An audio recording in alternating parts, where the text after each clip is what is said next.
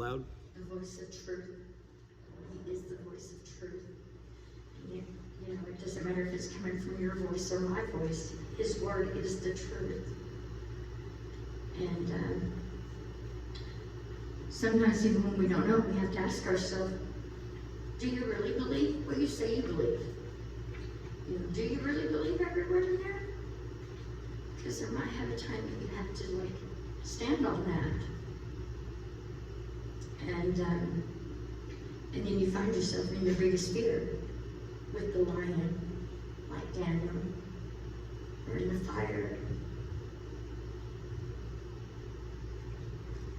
I also found out something else. I knew from when I was younger. I got stabbed when I was younger, and it got my lungs. And they had to put what's called a chest tube in me. So I got to watch the blood flow in and out of this chest tube. And so when the blood first started coming out of me, it's beautiful, deep, royal purple. Your blood is. And then about a little bit into that tube, it turns beautiful. It starts turning dark red, it turns really pretty red, like a power red. And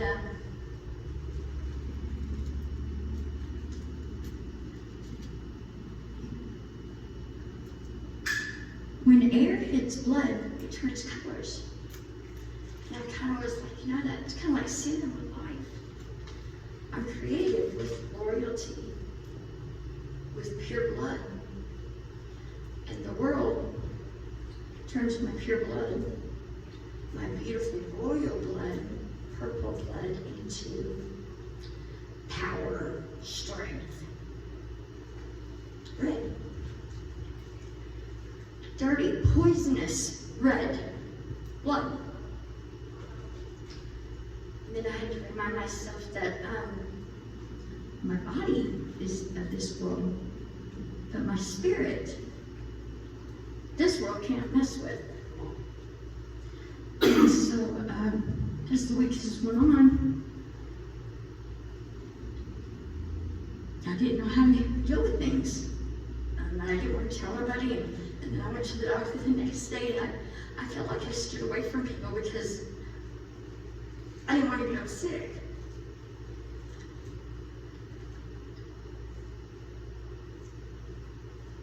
And then my daughter came down the next day, and she took me to the x-ray. And she reminded me, Mama, you've been teaching us since we were little girls to put your armor on. And that one day, don't sing something or don't say something because you may have to stand up and people are watching to see if you're just going to say it or if you're going to do it. And Mama, you sing beautifully and powerfully. And I've never doubted anything you say. And look at everybody that calls you Mama Bear. They don't either. And I had to remind myself who I am in Christ and who He is in me. He says, I give you breath, I take your breath. I'm pretty sure that my blood can be poisoned all my life, and when He's done with me, my breath will take me to Him. He will take my last breath. And but no matter what, nobody can mess with my spirit. And that's what keeps me alive. And that's what this week with my music led me to. And that's what I'm going to stand on. And so I'm going to pray for encouragement for everyone else. And Matt and I have asked the Lord to keep us in the fire as long as He wants to, because we've read the Word. And we know that when gold and silver is in the fire, that it comes out real pure, which means it's worth more. And the King wants the best of the best. So, I'll stay in the fire. We've seemed to run our life pretty good there. So when you find yourself in the fire, or in that storm, don't get mad at first, because the only thing we really do have control over is how we react to actions. Everybody's watching that. So is my Father. So, Abba Father, I thank you. I thank you for loving me. I thank you for choosing me. I thank you for teaching me I'm sure before I was in my mother's womb, that your word is true and you're everything and more than it says you are.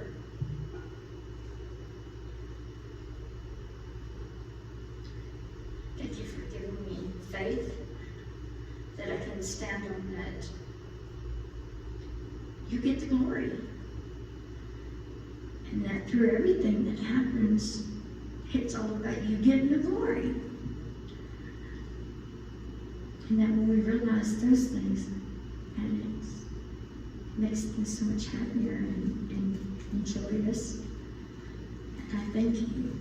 I thank you, Father, for my kids that are close to me. I thank you for our church, not the building, but our family and our friends. I thank you, Father, so much for your word and the examples that those who've walked in front of it, that we can share it with others. And be like, no, you don't understand. This is why I feel this way. You think I'm crazy? Let me tell you about these other ones. No, it's not crazy. It's bold. Because we carry royal blood. I just praise you and I thank you, Father. And I just ask you to keep letting me learn and grow and teach, and always be able to praise you. In my Father's holy name. Right here. Whew. I love my wife. I love the encouragement that she gives me as she praises him. Just a quick thing here. In Genesis, God said that it is not good for man to be alone. I shall provide a helpmeet for him. That word helpmeet is not someone that is below me or behind me. That is someone that word actually means completely surrounds me, encompasses me, and goes with me in a book and before me. Just like a person would go before a king and announce the king. And she has my back, she protects me. Not in a physical sense, but a spiritual sense. And in that, it's my job to keep us walking in the right direction. That's the man's job. I'm so blessed to have the wife that I have. I'll move the camera over here real quick because I'm going to write some stuff on the board here. But before I do that, I want to read something that I interacted with a post on Facebook about 2 days ago. And this post was a joke, meant as a joke, but there's some truth in it. And so, being facetious, as I am, that's taking the truth and just kind of jokingly joke with it, but still yet truthful. Let me read you the post. The picture of the post said, "People with tattoos will not go to heaven. People who drink alcohol will not go to heaven. People who eat pork will not go to heaven." And I'm not sure where he got this one. "Short people will not go to heaven." Well, I know this guy. He's a law enforcement officer on the East Coast. I don't remember what state. Me and him's gained a relationship, and we speak on back and forth to each other on Facebook from time to time. But his comment was, "Wow, I'm doomed," because he's a little short guy. But he is a proclaimed follower of Jesus. Yet he's still in the world. He still eats his pork and whatnot. Now, all of those out of context are wrong. I have tattoos. I mean, I'm not going to heaven? No, you err. You don't read the scriptures right. People who drink alcohol will not go to heaven. You err, not reading the scriptures. We're commanded to drink from time to time and glorify the Lord. The short people, I don't know where he got that one from. But anyway, so my comment, being facetious, I said, well, check this out. The Bible says those who are meek in spirit, heart, and soul will not go to heaven. I said, Jesus himself says this in Matthew 5:5. He said, blessed are the meek, for they shall inherit the earth. Uh-oh, no heaven for them either. Looks like a bunch of people won't be getting to heaven.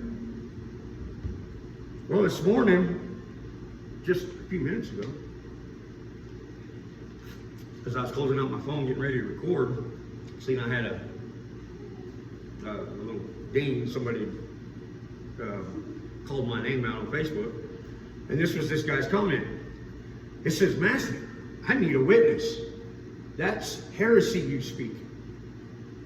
Heresy. Heresy is actually speaking against the Word of God.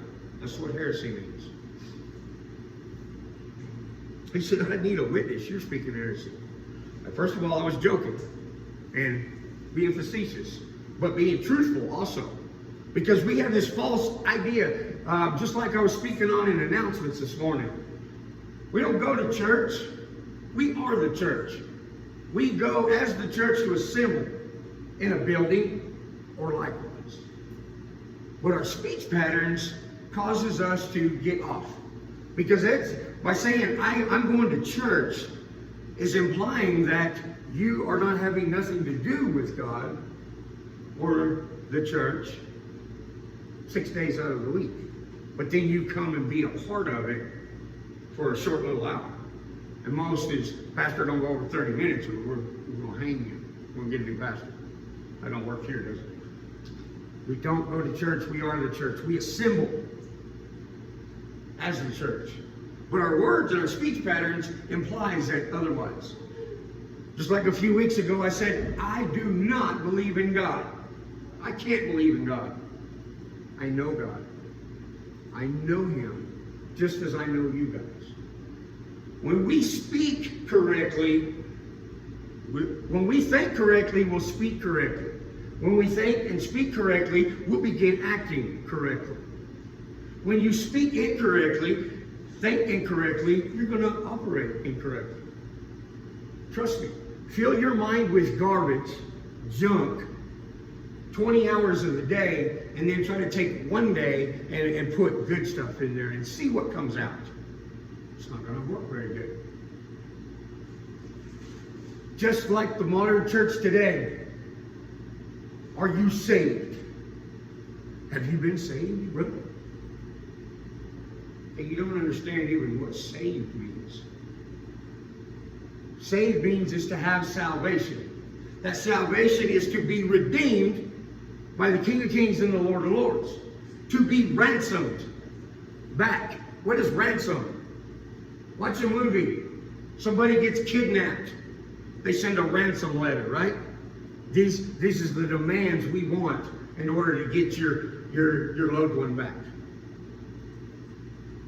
We are ransomed from the world, redeemed by Yeshua.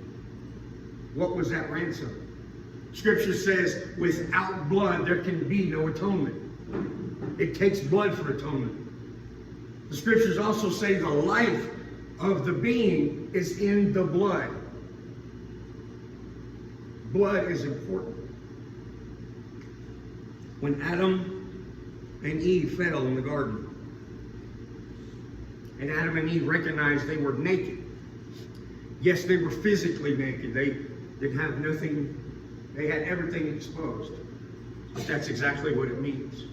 They realized that they were exposed in sin. That they could no longer be in the presence of the Lord as they were.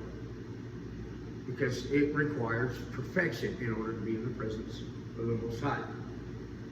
So what did Adam do? I can fix this. And he goes and gets fig leaves and covers their nakedness. God said that ain't going to cut it. You alone cannot cover your nakedness. You alone cannot atone for your sins. You alone cannot ransom yourself from the kidnapper.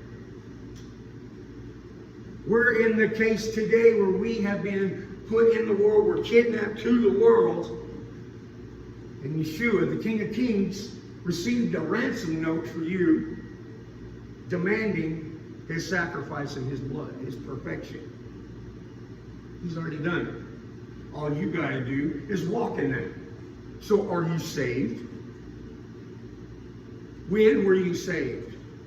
Well, I was saved on January 26, 1981. No, you weren't. You were saved from the foundations of the earth. That's the salvation. I haven't posted it on my YouTube page yet, but I've made a video. And on that video, I asked them to pray for my wife. And I said, I don't care if you don't see this video till 5 years down the road. 2026. My wife has already moved on from the issue, right? In the flesh. But I said, pray anyway. Because your prayer today is already done and sent to the Lord, the Most High, at the time it's needed. We don't understand the fullness of God. When Peter says, do not be deceived by this one point, that a year is like 1,000 years to the Lord, or 1 year to the Lord is like 1,000 years to us, and vice versa. What he's saying there is God doesn't operate in time. He doesn't need time. God is like being up on a big, tight skyscraper in New York City and watching the parade. You can see the beginning of the parade and you can see the end of the parade and everything in between because of your vantage point. Those that are on the ground only get to see it as it's going by. They don't get to see the beginning and the end.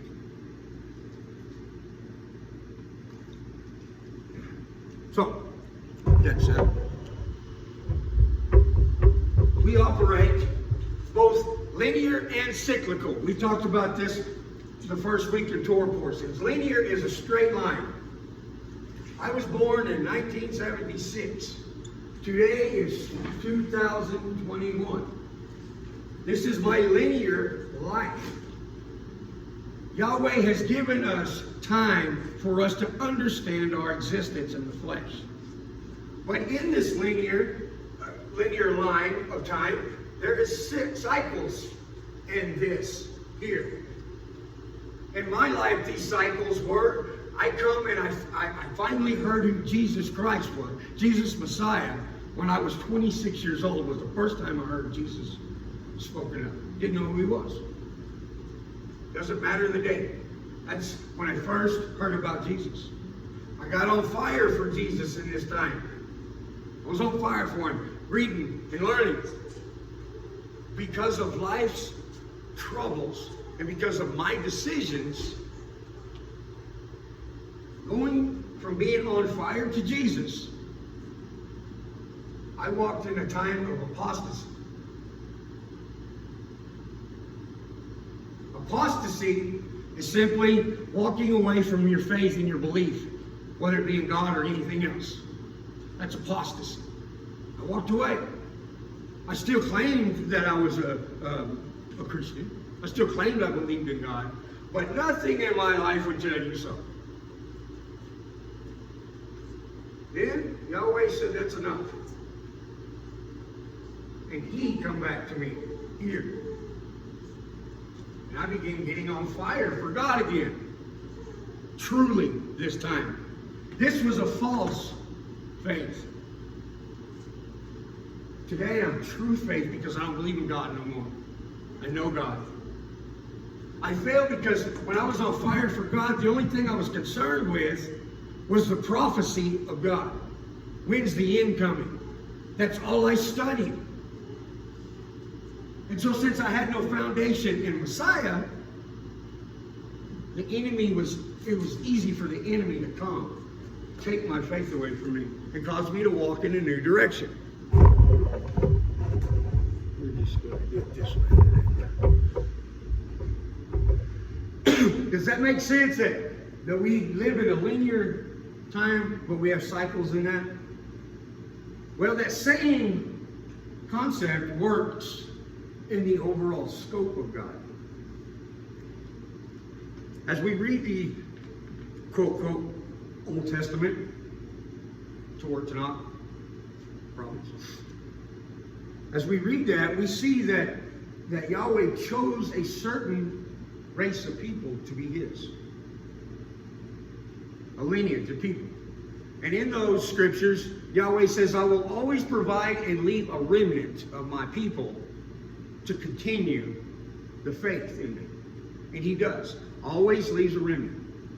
Most of Israel might get wiped out for this time period, but there's a small group of people that are able to escape or are able to stay in their faith for that time in order that when they become back into prosperity, their land, that they'll be able to spread the word of God again and teach their children. Deuteronomy chapter 5. Always. As we read in those, we see Israel go through a time of prosperity. And then they get a little puffed up in pride because of that prosperity, and Yahweh has to knock them back down on the sides. He does that through other nations, taking them into captivity. They go into a time of captivity, sadness, sorrow. They come back to God.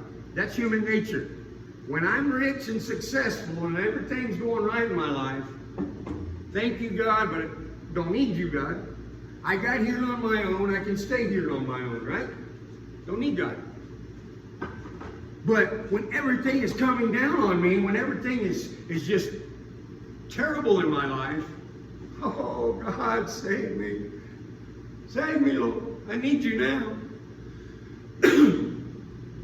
And those who are insincere, the Lord will bring them out of that bondage, that fire. Those who are sincere. The Bible says that God does not hear the prayers of the unrighteous. If you're walking in unrighteousness and basic apostasy to God, you can pray all day long and he don't hear it. The only prayer he's going to hear and accept is your prayer of repentance. I see on Facebook all the time friends, Facebook friends. And because I see a lot of their posts, I kind of get a grasp of who they are. And for 6 months, all I've seen out of this one individual is F this, F that. Look at the boobies on this girl. Look at this beautiful girl. Just worldly stuff. And then boom. Ah! My car's broke down. I got no way to work. Pray for me. The only prayer I can pray is you come out of that apostasy. You repent to God. I can't pray to help you get a new car. I can't pray to help you for your sister to be healed. I can't walk in your wickedness with you. But the world operates off differently. The world's ready to commingle with anyone that will line up with their agenda and their views. Now you go against that, now you're not accepted by the world. Today's religiosity, churchianity, Christianity operates the same way. As long as you will operate according to what they believe, you can be part of it. As long as you drive the same year model cars as they drive, you can be a part of it. As long as you go golfing with the pastor on Saturday, you can be a part of it. But don't you dare speak differently than they do. You can even sin, a direct sin to God. They'll love you for it. It's okay. Everybody falls short of the glory of God. It's okay, brother. But tell them you want to keep one of God's commandments outside of the 6 that they like of the 10. Don't be bringing that horse manure around here. Get out of the church. You can't be doing what God said. We don't do what God says anymore. Jesus paid it all so we could be heathens. I witnessed it firsthand.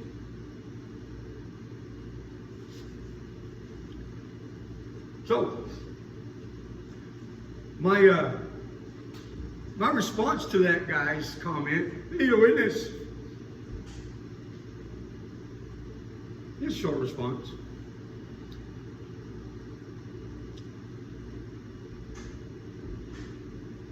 I said, you do not understand the scriptures. I said, you err in knowing what God says. Not everyone is going to heaven. Why would God create a new heaven and a new earth if everybody's going to heaven? And we use that vernacular speech pattern, we're going to heaven, just like we use the wrong vernacular speech pattern, I'm going to church. The scriptures say we're all going before the throne. The great white throne judgment. We're all going to go to heaven. Physically, spiritually. We're all going to heaven to stand before the Lord. And then we'll be directed from there where we're going. Goats on the left, sheep on the right. Jesus says in Matthew 5:5, blessed are the meek, for they shall inherit the earth. Now we hear that word meek, and we automatically assume cowardly. Weak. That's what we associate with the word meek. In essence, the definition of meek is having to utterly destroy something but having the wisdom to restrain from it when needed. Meaning, you're a pretty bad dude. And I say bad, that's another one of our vernacular jacked up words. I say that, it's one of those, man, this dude has got it going on, you don't want to mess with him, he will hurt you kind of guy.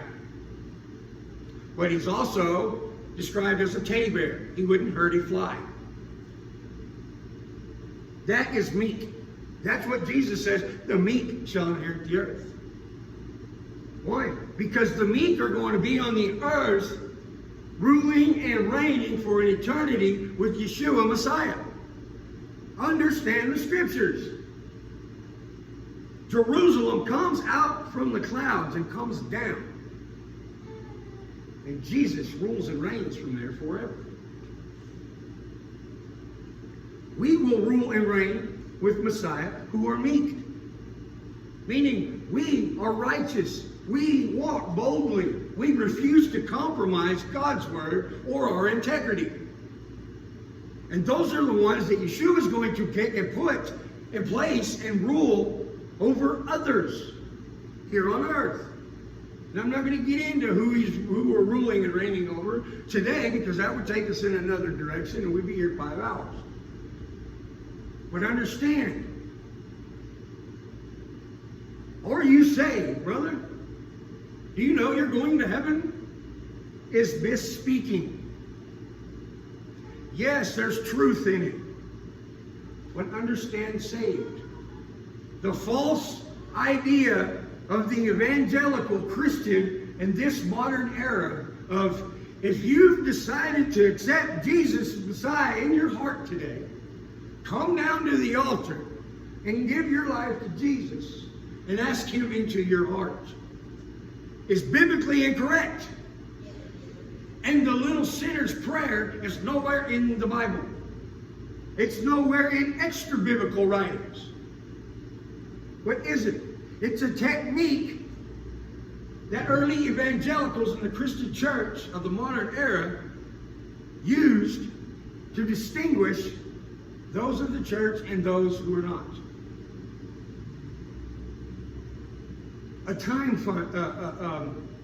A cultural error of people who are totally different than us today. I've said it before up here. When Paul said, throw dude out of the church, out of the assembly, for a time, so that Satan may have him, but yet his soul will be saved. We don't fully understand that, because if I said, you know what, Veronica, get out of here, don't come back. You're not welcome at this assembly no more. Great, what? I'll just go to Jackson Baptist Church. No problem. She gets there and I don't like the music here. So she goes to another church. That's today's operation of churchianity. When Paul said that, if you were kicked out of the church, the assembly, you were no longer a part of that body. You were doomed. You're not going down to All Subs and buying a burrito, because when you walked in, they would say, you're not welcome here. Get out. You can't rent a house from nobody because they're all part of the church body, and they're not having it. You can't even rent the house here. You can't buy no goods. You have no place to rest your head. You're on the streets. Fend for yourself. It was a dire thing to be kicked out of the church in those times. In the early centuries following Yeshua going and ascending to heaven, they tried to operate in the same manner. The Roman Catholic Church, with the popes and everything, controlled everything. The Pope controlled the kings. Until Henry VIII, he said, I've had enough. These are all cycles of a linear timeline that we must understand. And these cycles are economic and social, religious, and some overlap each other, all to make a whole, full culture and community of people. We err not knowing the scriptures. Let's look at what's written in one of Paul's letters. That's another thing we don't understand about the Bible. The Bible is laid out in the Torah, the first 5 books.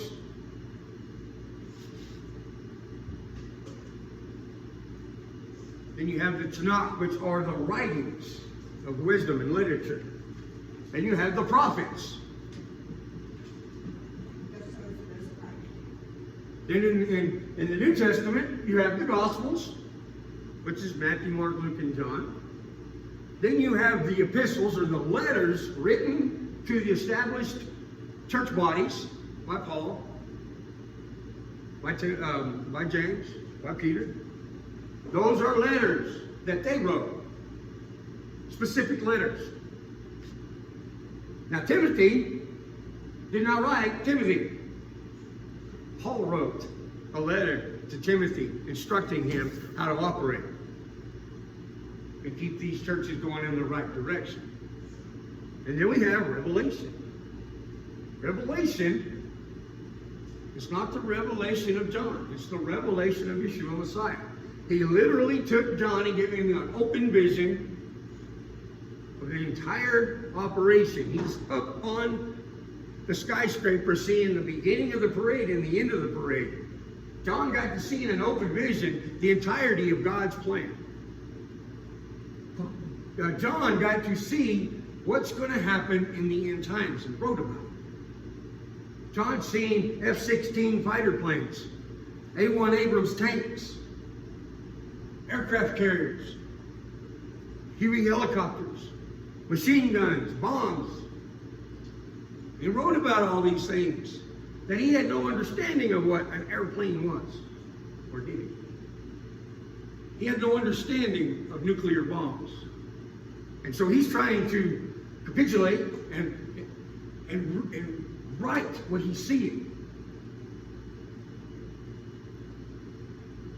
Imagine being blind from birth.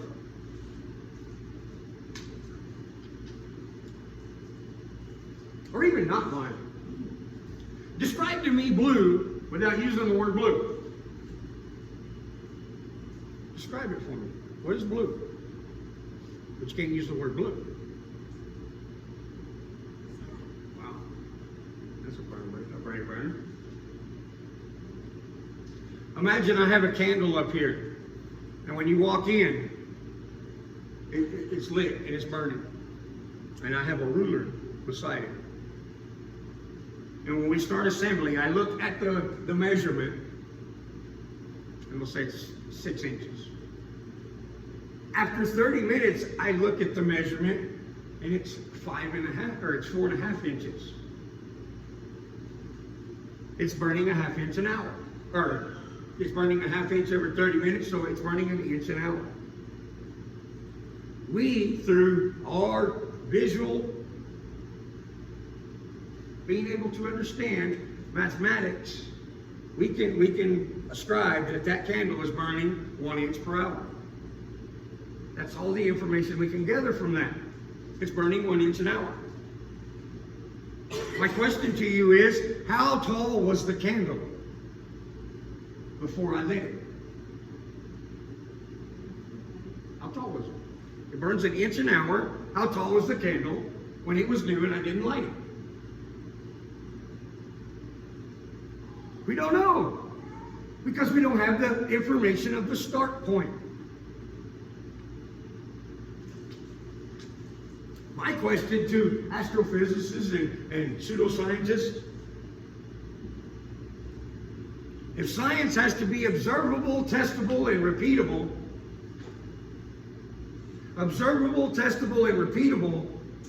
meaning you observe something, you make a hypothesis, you test it, you get your results, you must be able to repeat those results by doing the same thing over and over again in order for it to become fact. Science is observable, testable, and repeatable. Those are their rules for science. And yes, science always changes. One thing that is a concrete fact for us that never changes is mathematics. 2 plus 2 is always going to be 4. I don't care what language. I don't care. It's always going to be 4. 2 plus 2. That will never change. That is like God. I am Yahweh, Sabbath. I change not. He's fact. He's truth. He's not changing. Today we have scientists who throw out mathematical rule with silly equations that will cover that whole entire, I'd say chalkboard, but it's erasable board, whatever it's called. It would cover that up, and they would have hundreds across here just to come up with one fact that they're trying to test, using astronomical numbers of light years and billions and trillions. They do this to confuse the normal person. But they throw out the rule of mathematics, and they throw out the rule of science. They can't observe it, they can't test it, and they sure can't repeat anything and tell us that the earth is 16.5 billion years old. And they know this because they see this star that they have calculated that is the beginning of the Big Bang, when nothing became everything. And they say that's 16.5 billion light years away. That's when the earth started. It took that light 16.5 billion years to get to us. Again, it's the candle. You can observe its burn rate, but you can't observe, you can't make a logical, truthful fact statement of how tall it was when it started. Because you have no reference point, no start point. How do they know that that light is 16.5 billion years away? Well, we triangulate even that. They have all these things that would confuse our minds to tell us that star and how old the earth is.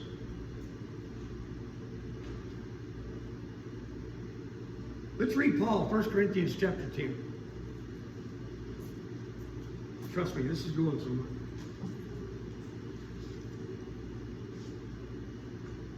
As I read what I'm going to read today, I want you to know that you are the church body. You are the redeemed of Messiah. You are His. He holds you in His hand, and nothing shall snatch you from that. 1 Corinthians chapter 10.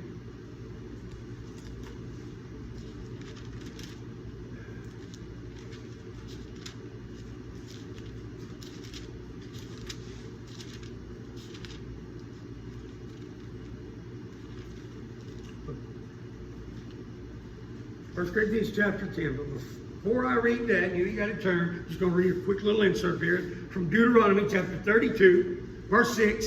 It says, "Do you do this to Yahweh, O foolish and unwise people?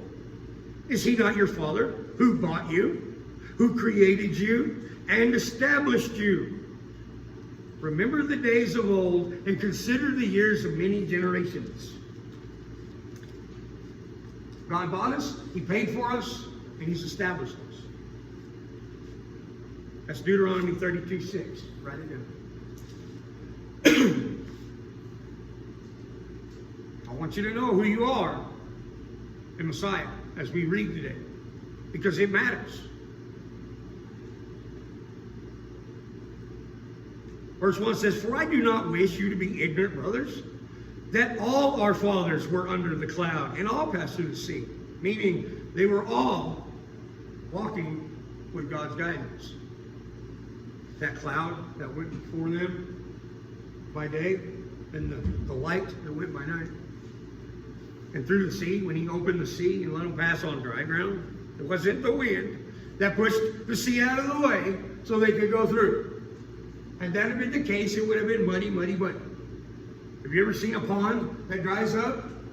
After it's dried up, it leaves ground, but it's muddy, and you're probably going to sink to your knees in it. God's Word said they went through on dry ground. It wasn't the wind that these scientists have went and looked at where they crossed and went, "Hey, scientifically this is possible. It happens from time to time." It's not dry ground though. Verse 2. "And all were immersed into Moshe." All were baptized under Moses. "In the cloud and in the sea. And all ate the same spiritual food. All drank the same spiritual drink. For the drink of that spiritual rock that followed. That rock was Messiah." I almost went on a tangent on 2. You might go look and see what Paul's talking about in verse 2 there. Because we in the modern church say baptism didn't come until John. Again, you error. You do not know the scriptures. I'm not going there. Our rock is Messiah. That's why me and my wife say our marriage is founded upon the rock. Not a rock, the rock. It's founded upon Jesus. He held us together when we were wicked and evil to each other.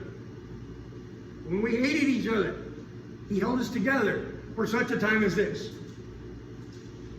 Our marriage is founded upon the rock. I suggest that you make sure your faith in Yahweh is founded upon the rock. The rock is also known Messiah. Messiah is known as the sword, the truth, the word. All these things ascribe a fact of who God is when we read about God. He's just not some invisible sky daddy in the sky who's millions and millions of light years away. He's right above us. The earth is His footstool. Not going there today. However, with most of them, Elohim was not well pleased. For they were laid low in the wilderness. And these became examples for us, so that we should not lust after evil, as those indeed lusted. And do not become idolaters, as some of them, as it were written, the people sat down to eat and drink and stood up to play. Now, what did Paul say there? Reading back about our forefathers are examples for us of do's and don'ts. Just like we use Big Brother and his punishments that he received from mom and dad for his actions. Let's learn from Big Brother. Well, let's learn from those who came before us. If they took the wrong path at this crossroads, and it's very definitive of where they went and what caused them to have a crossroads, when we get to that same crossroads, they went wrong, let's go right. That's wisdom. That's what Paul's saying. Learn from the mistakes of David, of Abraham, Isaac, Jacob, Adam, Eve. But learn from their righteousness as well. Don't cast David aside because he was a rapist and a murderer. Don't throw him aside. Learn from him. Don't glorify Saul, the first king of Israel, because of his bold stance against God. Don't glorify him. But learn from him.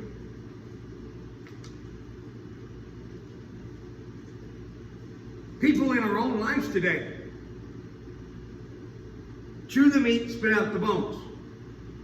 I listen to people speak on YouTube and other platforms that I wholeheartedly disagree with their doctrines. But I will listen to them from time to time because there is some meat on the bone I can draw from by listening to them. I'm just very well guarded when I turn them on to listen to them. I'm guarded.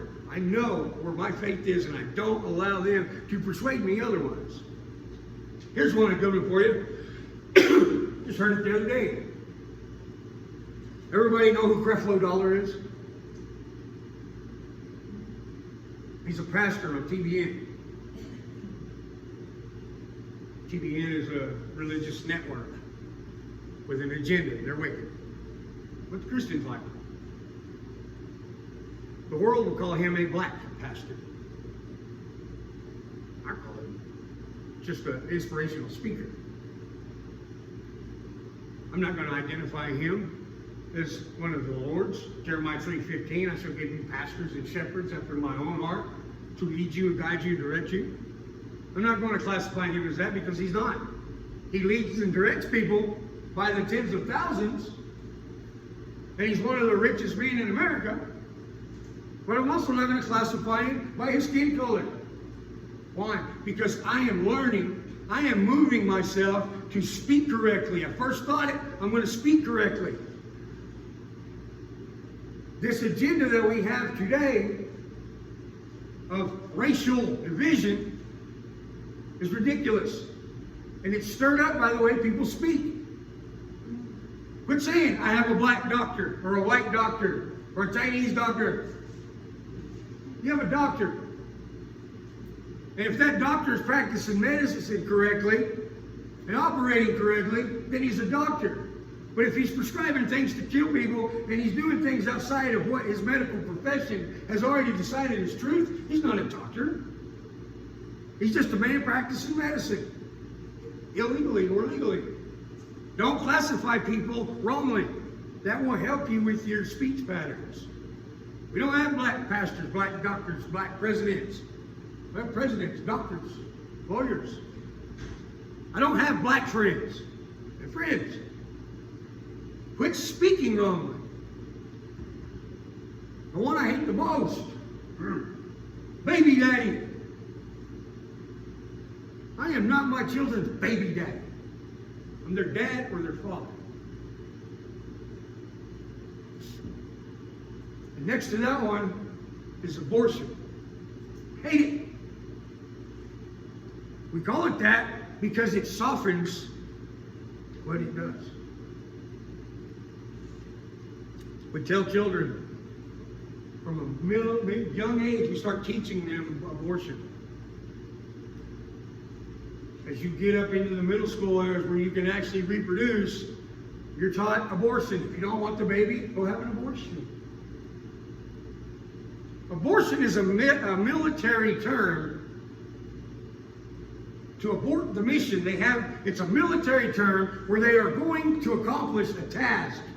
And for whatever reason, they are called off to not complete that task. It's called to abort the mission. It's a military term. Abort it. We're using that military term to soften the act of murder. We're not murdering babies. Because there's two different words for taking someone's life. Kill and murder. Kill can be in the premise of accidental, or it has a specific reason to kill someone. To murder them is to be evil in your heart and to think about it, devise a plan, and execute that plan and take someone's life. That's murder. The commandment, thou shalt not murder, number 6, doesn't say thou shalt not kill. Some versions of the Bible says kill. But that word kill is murder. God didn't tell us I can't take someone's life due to certain reasons. He said I can't murder them. So we take this and we even go further. It's not a baby. It's a fetus. Fetus is a Latin word, Latin term meaning to kill a small child. Fetus means small child. Sorry. I'm already putting it all together. Fetus just is a Latin word for small child or unborn baby. That's what fetus means. So we're gonna play with y'all's heads as you're growing up, women. You're not murdering a baby, you're aborting a fetus. See how we can think about things and speak things and change the meaning? Change the consequence? Or we can't change the consequence. Change the act? The consequence is the same. That innocent child in the mother's protective womb has just now been violated and it no longer has life. And we are here in America taking 2,200 of those lives on a daily basis. And you want me to say, God bless America? Hell no. I can't. And I won't. That would be like me saying, hey, we need to pray for Charles Manson. Pray that he has good food today. Pray that he has a good spirit today. Hell no. That was an evil man. But we can pray that he finds salvation in the Lord. It may surprise some of us when we get to glory. See, I changed my speaking on that too. Glory is when we are raised from the dead in the resurrection to be with the Lord forever and ever. That's glory. A glorified body we will have. And I don't speak heaven because I don't know if I'm going to be in heaven forever and ever, or if God is going to put me on this earth to be forever and ever. To rule and reign, or to be ruled and reigned over. Because Jesus says, those who teach that the law has been done away with will be the smallest, the least in the kingdom. It doesn't say they'll be cast out to outer darkness. It just says they're going to be least. I've studied on that a little bit, but I haven't come to a full conclusion of what that means. But where I'm at, you don't want to be least.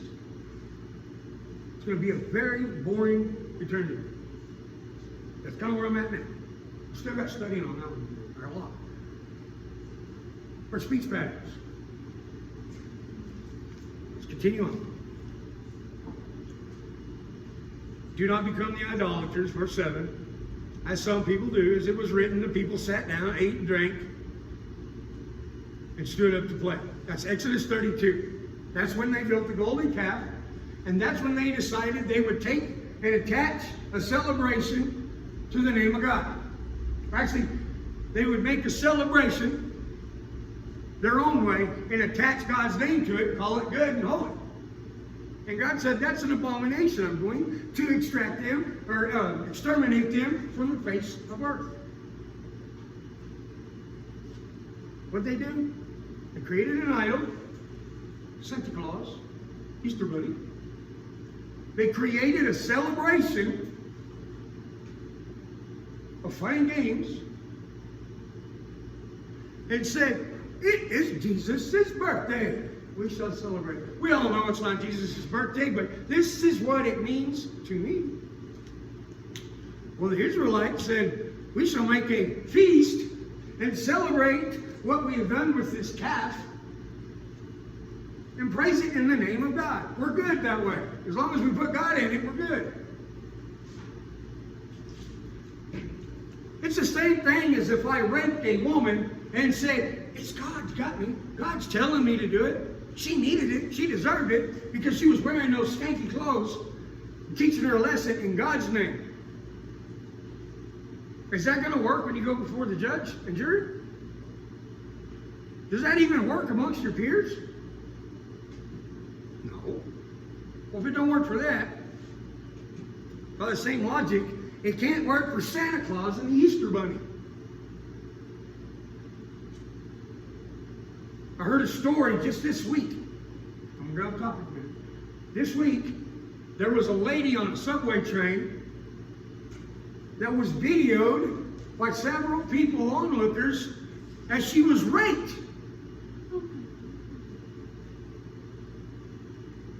There were, I'm going to call them boys because that's what it is. You're not a man, you watch that. They don't do nothing about it. There were people on that train that were either videoing it or watching it. But because the wickedness abounds and the lack of love in our hearts from God, no one did nothing about it. Well, suck to be her. I'm not getting involved. You might rape me.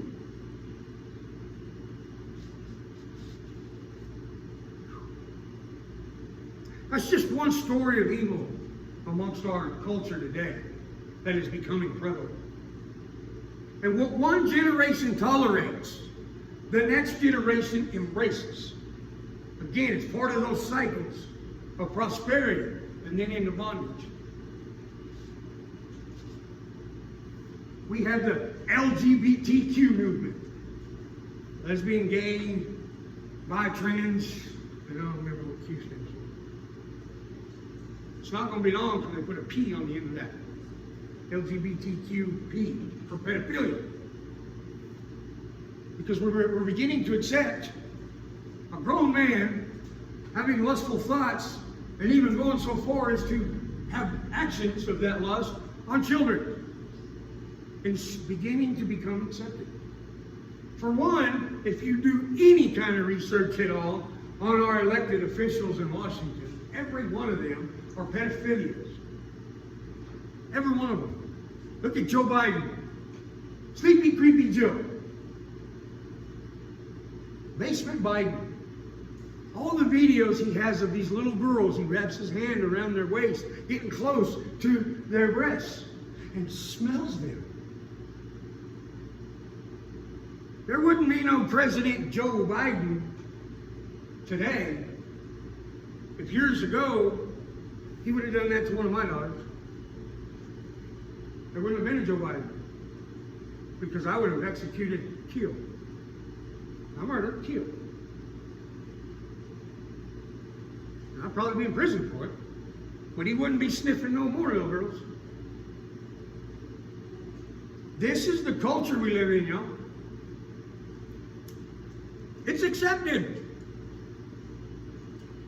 In New York City, they had parades of people celebrating when the law passed that you could murder your baby in the womb right up until delivery.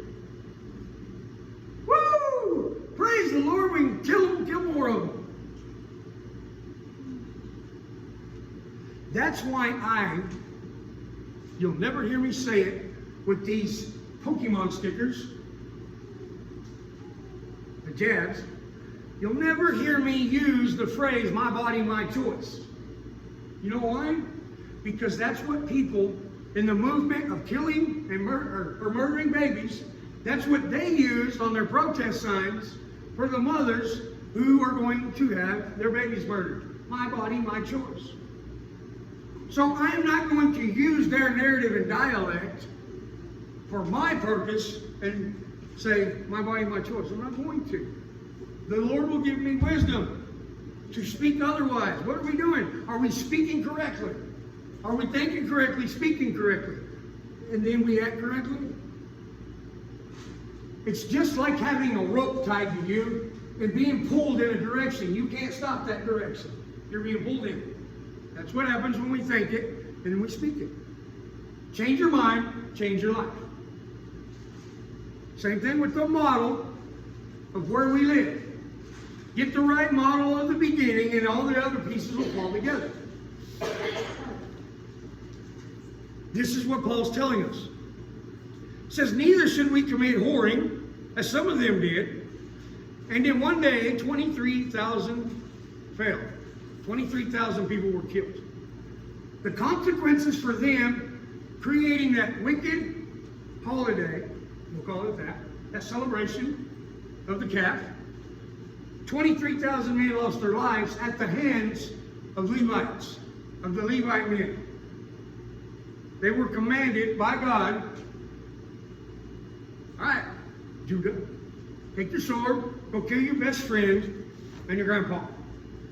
You get to decide. I'm just telling you, you got to go kill 2 of your loved ones. How? That's your consequence. That was the consequence God put out on them. Is that fair? Uncle Bob didn't do nothing wrong. How come Uncle Carl got to go kill Uncle Bob? It's not fair, God. Again, another message for another time. God blesses who He blesses and He curses who He curses. Why? Because He created us, He bought us, and He establishes us.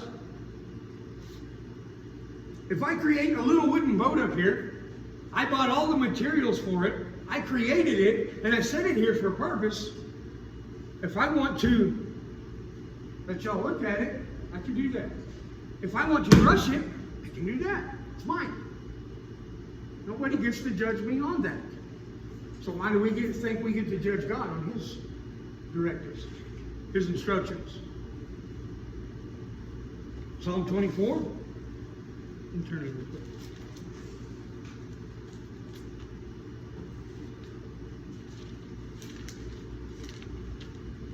Psalm 24 says the earth belongs to Yahweh and everything that fills it, the world and those who dwell in it, for He has founded it upon the seas, upon the waters He establishes it. Who does go up to the mountain of Yahweh? And who does stand in His set apart place? He who has innocent hands and a clean heart. It's all God's. So, when we are running around saying, you don't have to do that no more. Jesus paid it all. We get to be heathens. No, you don't. You don't get to make that decision. Neither does Paul. If you read where Paul says the law's been done away with, Paul's not a liar. Paul's not truthful. You've read what Paul said wrong. You.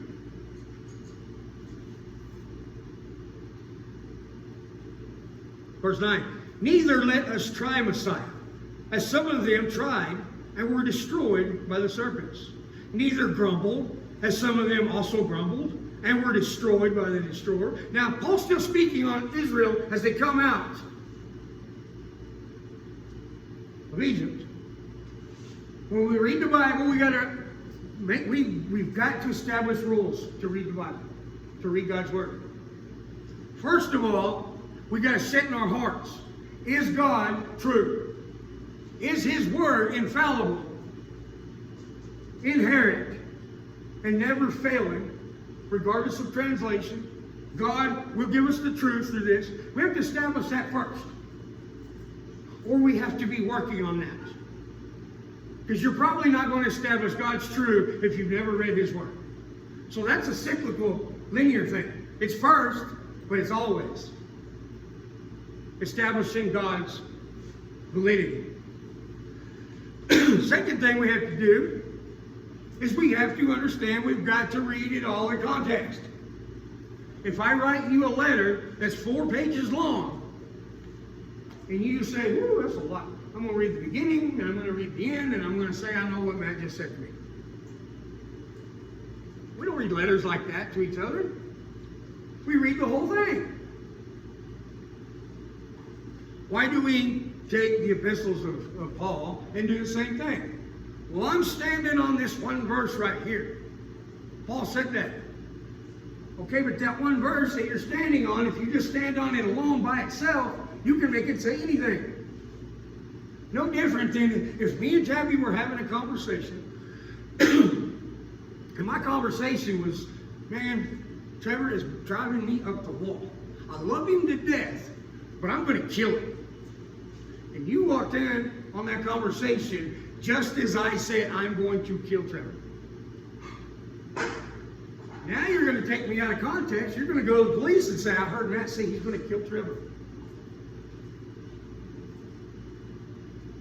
In context, I was saying I want to help him get it right. because that's in context. I'm not going to stop him from breathing. Yet. Right? That's how we read in context. That's what it means to read in context. Next, we got to figure out who's speaking, who they're speaking to, and what they're speaking about.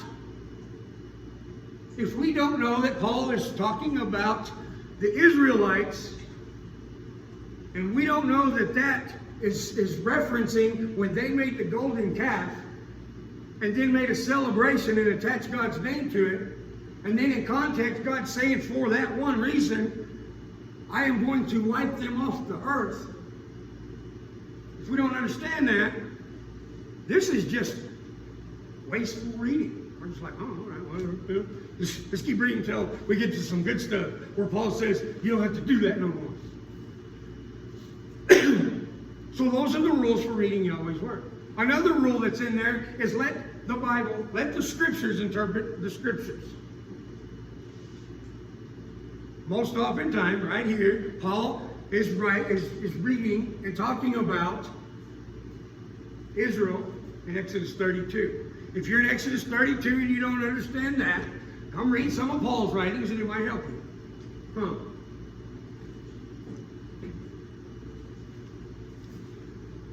All these came upon them as examples, and they were writing as warnings to us, on whom the ends of the age have come.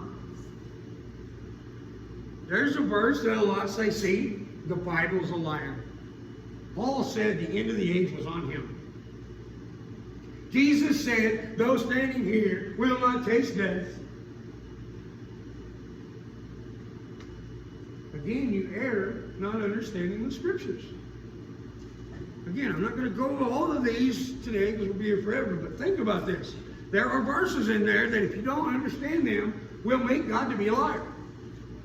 There are verses in here that will exalt Paul above that of even God. Paul gets to change the law. No, we don't. No man gets to change God's law. No more than that boat to tell me, don't crush me.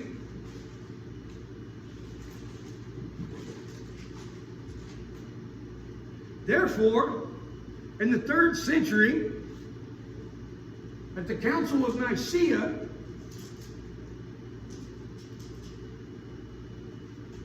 Constantine decided, we got all these old religions here, let's just combine them together so we can coexist and be all right. And make some laws, make some rules, statutes, and mandates. Hey, Christians, we got a plan. Come here. Muslims, come here. Atheists, come here. Hey, check this out. Let's set this one day apart for everybody. It's going to benefit you because now you'll get to keep selling your products to the Christians. And Christians, you'll get to do your thing. You'll be all right. Sweet. Sounds good. Compromising God's Word to accommodate our lives and lifestyle. No problem. Hey, man, I'm tired of the war. I'm tired of the problems. I'm tired of being persecuted. Hey, this sounds like a good compromise to me. I'll do it. And so Constantine and the popes of the Catholic Church agreed on it. Now it's no longer Shabbat service. We can do it on Sunday. And we can justify it because over in Acts it says that the apostles met on the first day of the week. So freaking what? I bet they met on Tuesday also. Then they met on Wednesday, Thursday, Friday. Those that were close friends. So what? When I read the Scriptures and I have a controversy of did God say, as we did last week, did God say? If I have a controversy in my own heart, my own faith, I got to go back to the beginning and start going through what God said all the way to the end and figure out when it changed or what happened there that's got me twisted. That would change my doctrine. And if God didn't change anything that He said, then I have to go with what God said. That's why I am here where I am in my faith. That's why you all here are here because of your faith. You've looked at the doctrines of men Colossians, or second, is it Colossians? No.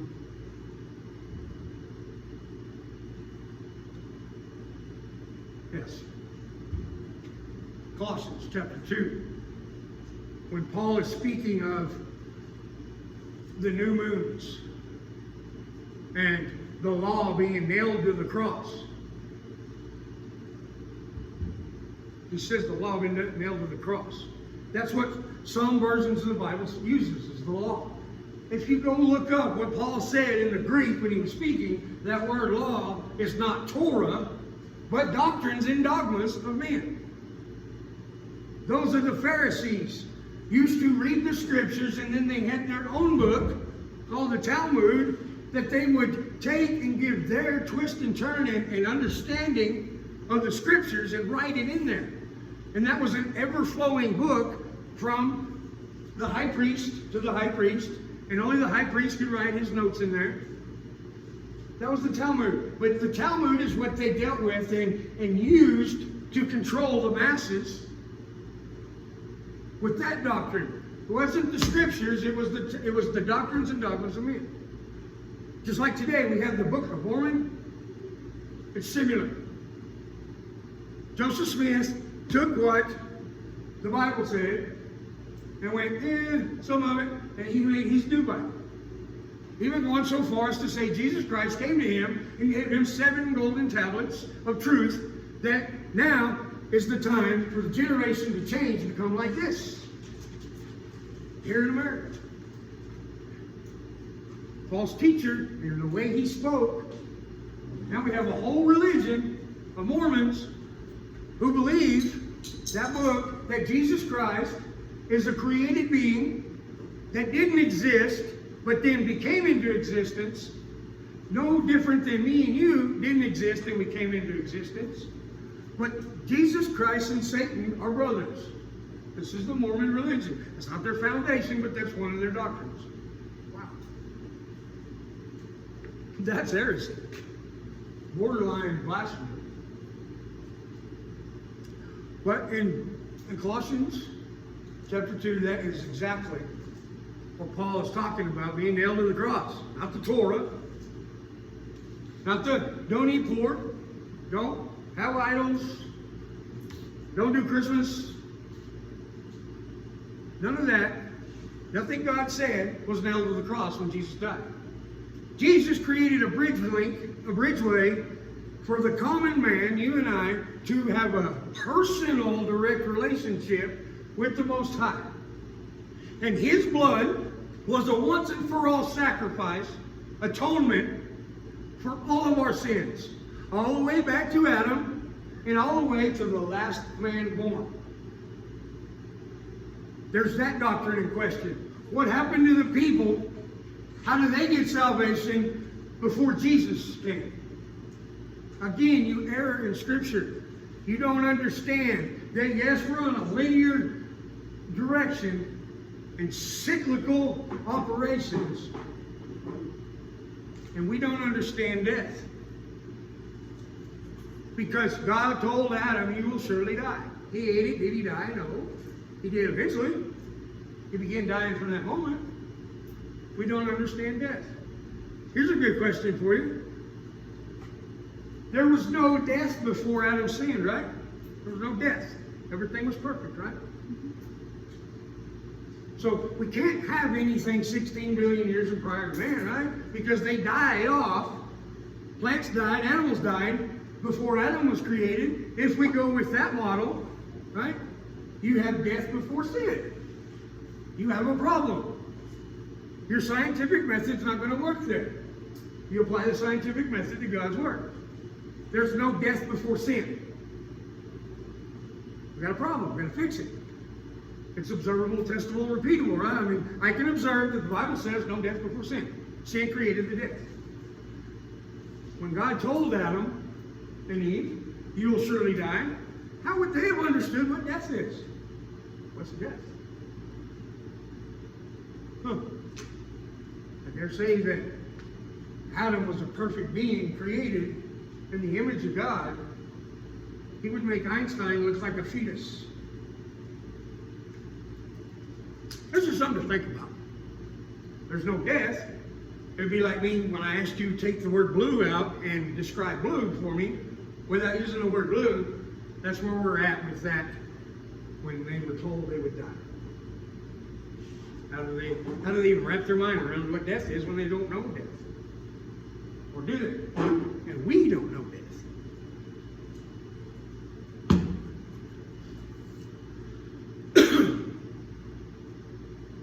Verse 12. So that he who thinks he stands, let him take heed lest he fall. Don't puff yourself up with pride. I'm the greatest there's ever been. There'll never be nothing like me again.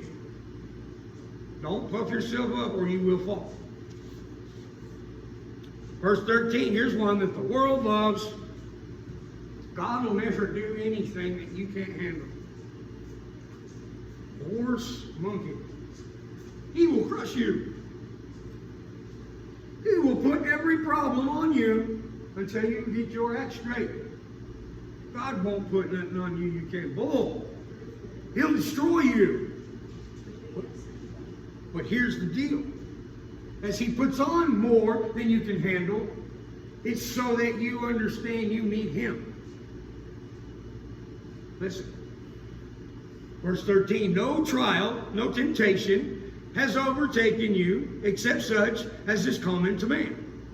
No sin has come upon you, no trial has come upon you that you don't have already reference understanding of. I understand what it's like to be an alcoholic. I don't understand what it's like to be a pedophile. So my trial and temptation and sin, alcohol, drugs, womanizers, women of age, that is my temptations of sin. No temptation will come to me except that it's common to man. So the enemy is going to use things that will actually trip me up. You're not going to trip me up with a little 8-year-old girl. It's not going to happen. My mind is not wired to think that is sexy and lustful. I want that. Some people, there is. So this applies to everyone. Paul said, no trial has overtaken you except such as common to man.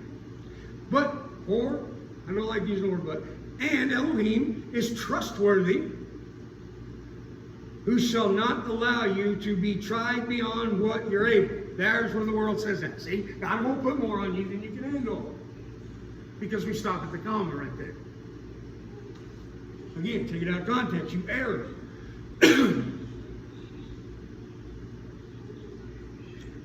But with the trial shall also make a way of escape, enabling you, giving you the grace so you can bear it. Now here's a good time to use the word but. When you're speaking and you say but, you just kind of null and void and make nothing worthy of being said prior to the but. But, okay, now that's making what he just said not a complete true statement, but giving you the fullness of what it means. But with that trial shall also make a way for you to escape, and God enables you to handle it. So it is God that puts more on you, but it is God that allows you to bear it and give you a way to get away from your sinful, lustful behavior, or to get out of the trial and tribulation you're enduring. It is God. He's opened the seas and made the ground dry so you can walk across without sinking in the mud. He's giving you a way.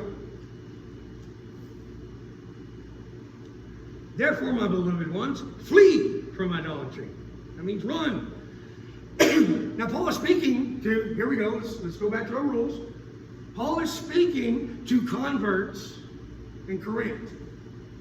Corinth was an American civilization. Let's go there.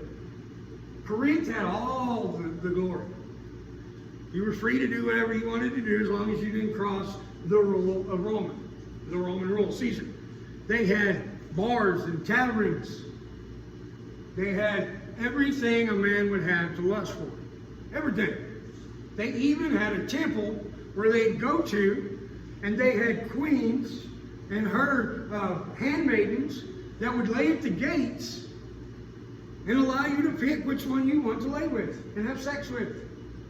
And that was in the name of God, because they were priestesses. And it was accepted, and it was enjoyed.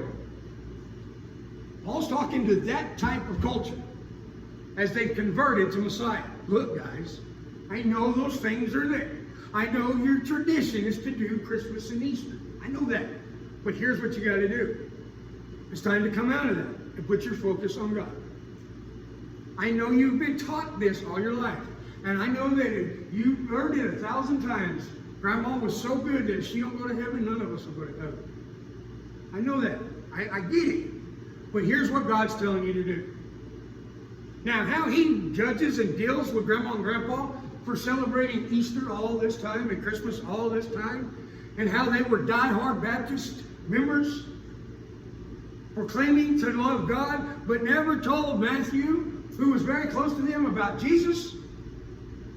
I don't know how he's going to deal with them. That's on them. I'm telling you all today that God said this is what he wants from us. And we have to make a cognitive decision of what are we going to do. We're at a crossroads. Can we look at what our forefathers done and see how they erred in the Word of God? Whether on purpose or accidental, not the point. The point is they were erred, and now I've got to make a decision. Am I going to continue to err and teach my children to err? Or am I at this crossroads and going, yeah, but God said, don't eat the fruit.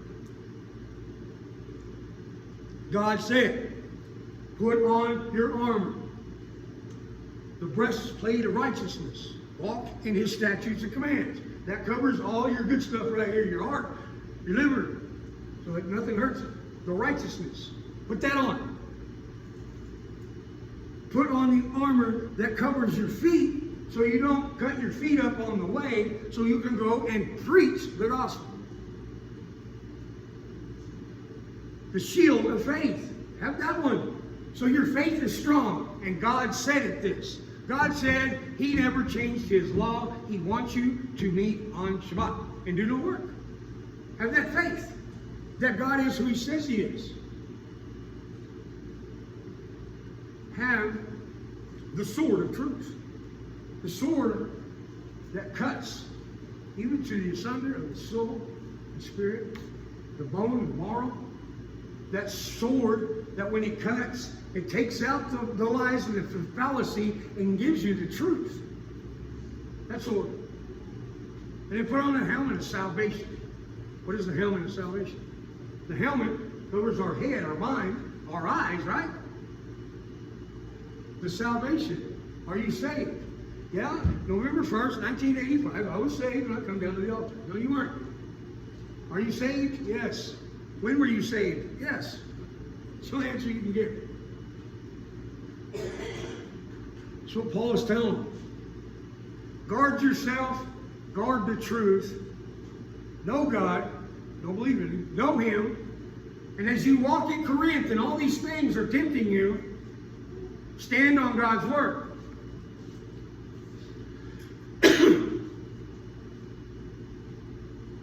This is the escape that God will give you to bear.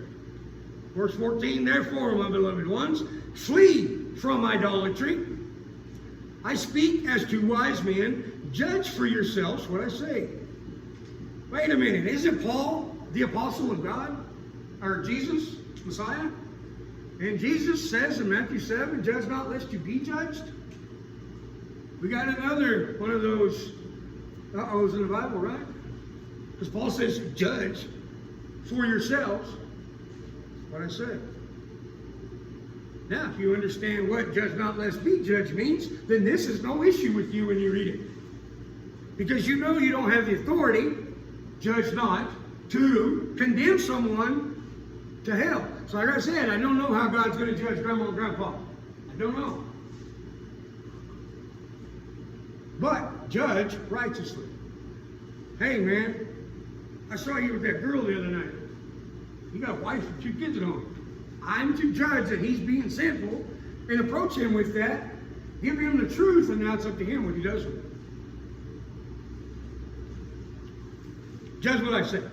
The cup of blessing, which we bless, is not a sharing, is it not a sharing in the blood of Messiah? Is it not? This cup of blessing? Doesn't the blood cover all? The bread that we break, is it not a sharing in the body of Messiah? Because there is one bread. We who are many are one body, for we all partake of the bread. Look at Israel after the flesh. Are not those who eat of the offerings shared in the altar? What then do I say? That an idol is of any value? Or that which is slaughtered, two idols of any value? Really, at the end of the day, does it matter? No. But what the nations slaughter, they slaughter to demons, and not to Elohim. I do not wish you to become sharers with demons. Right? Yeah, but Christmas is fun. Christmas is a time for us to have joy and peace and bless each other, give gifts, and this is what it means to me. It's a good thing. Yeah, but don't partake with demons. We teach our children about Santa Claus, Easter Bunny, and the Tooth Fairy. They never see them. We give them reasons why they can't see them. And as they grow older, we let them realize, oh, there's nothing like that. And then we're reading the Word of God and doing the same thing. This is God. I know you can't see Him, but you got to believe in Him. You just lied to me about Santa Claus, homie. And the Easter Bunny, and you want me to believe this horse manure? Ain't happening, Pops. Ain't doing it. See how we can err in the Scriptures by doing what I feel, I believe, I think, and this is what it means to me? You see the consequences of what it does? So when I hear people say, this is not a salvation issue in the Bible, it's just a point of topic. No, it's a salvation issue. Because if you'll compromise there, you'll compromise everywhere. Every word that proceeds from the mouth of Yahweh is what sustains us.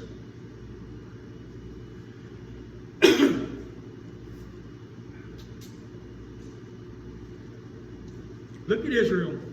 Oh, sorry. 21.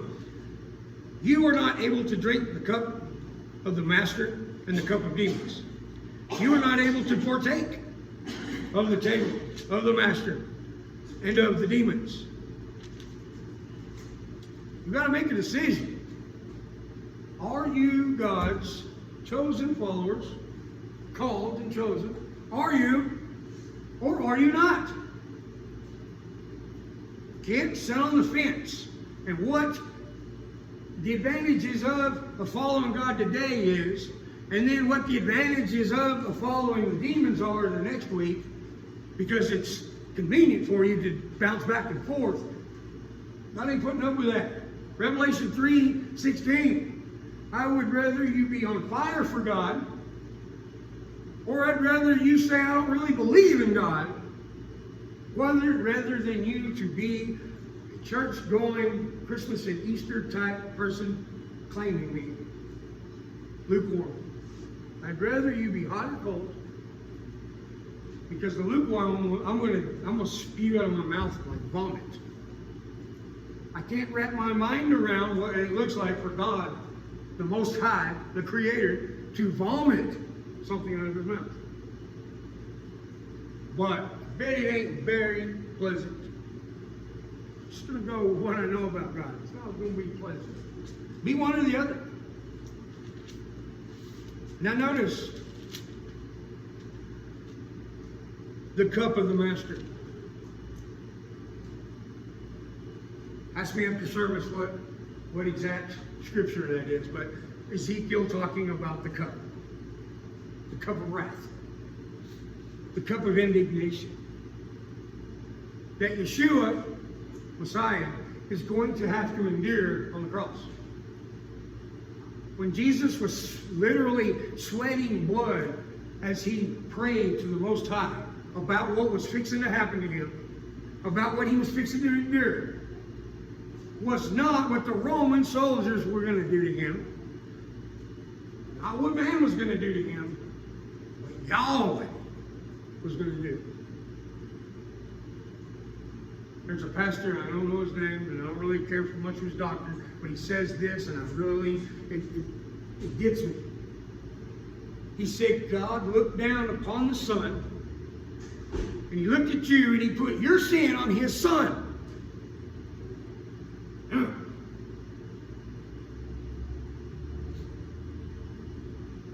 That's what Yeshua did at the cross. He bore the full wrath of the cup of wrath and indignation. He bore that on that cross. For you and I.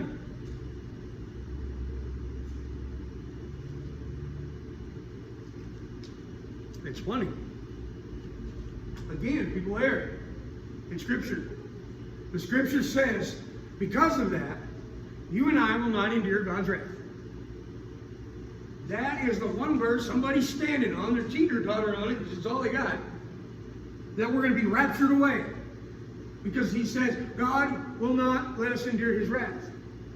Well, let me tell you, the tribulation that Jesus says there's never been a time before or a time like it again, it's so terrible, that's not God's wrath. That's his punishment. There's a difference. Wrath, God's wrath, is throwing you into the outer darkness of hell. He's weighed you, he's judged you, and he's made his decision. You're out. That's wrath.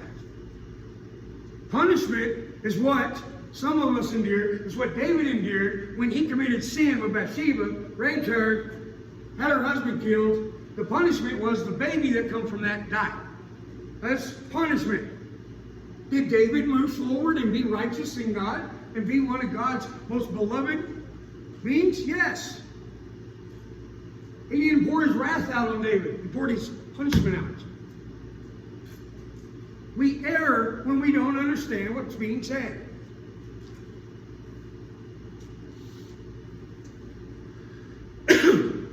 Verse 22, do we provoke the master to jealousy? Are we stronger than he? All is permitted me, but not all is profitable. All is permitted me, that means all is lawful me, but not all edifies or builds up. Let no one seek his own, but each one that of the other.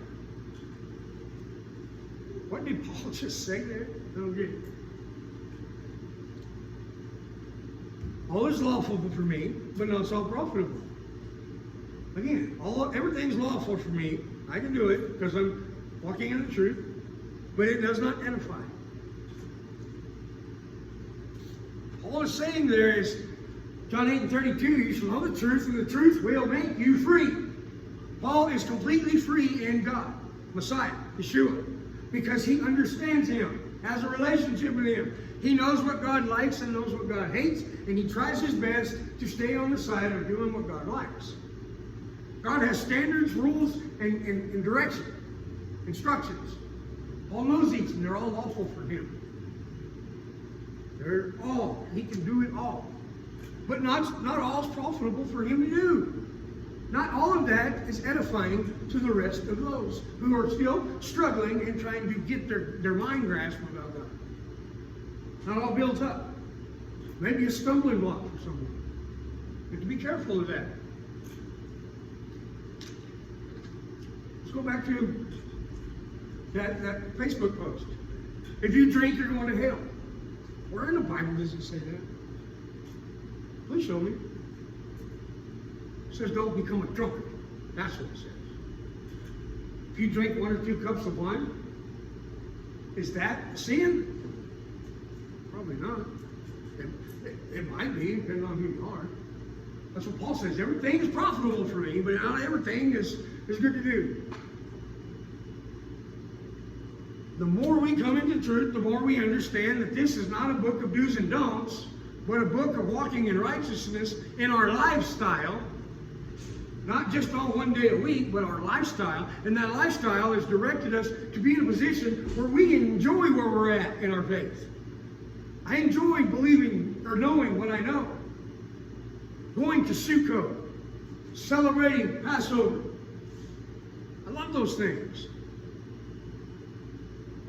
There are some things in Scripture, and I really don't have a good reference, but there are things in Scripture that allow me to do or tell me not to do that others do or don't do that is contrary to the Word. I could do it, but it's not going to help them.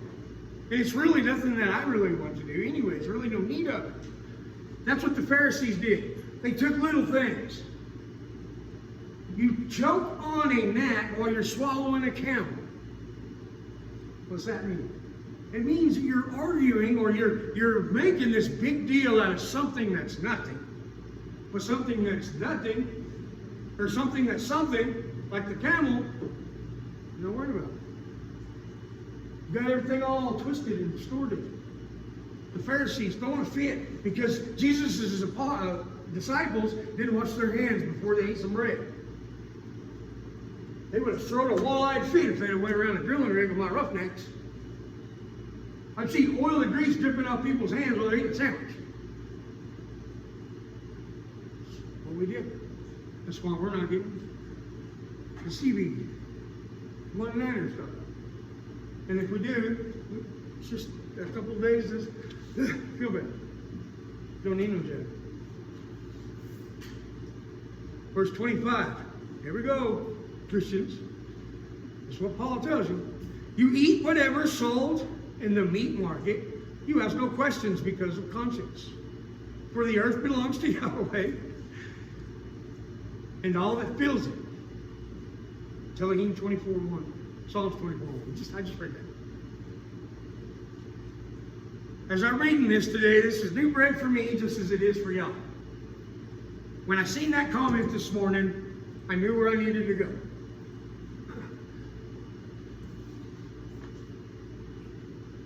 When I speak up here, I have people, all sorts of people tell me, man, that's what I was reading this week. That's what our pastor talked on this week. Because a day later, this is what, it was so close. Y'all have done it. You're laughing because I'm reading something that y'all been studying. We don't get together and plot. You know what? What did Paul say? Go ahead and read it. Verse 17 says, because there's one bread, we who are many, one body, and we all partake in the one bread. We're one. Echad. E-C-H-A-D. You need to learn that one.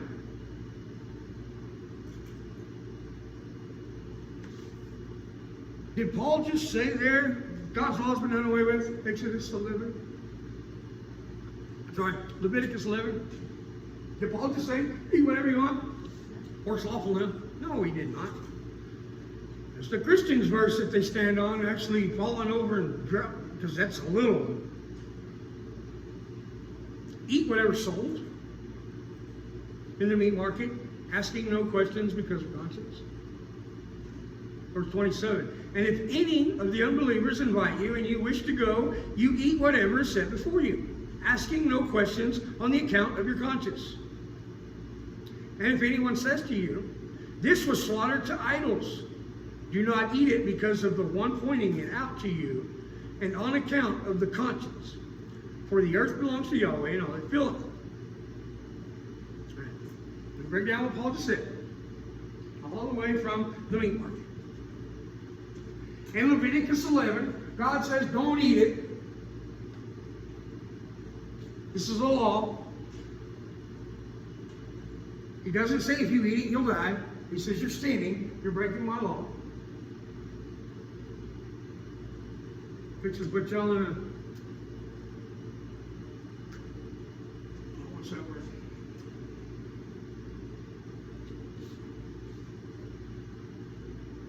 A twist where you can't get out of it.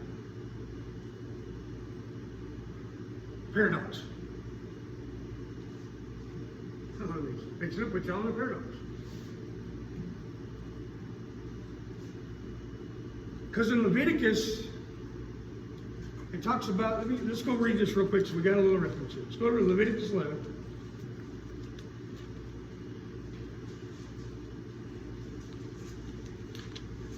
I love the way the Lord works.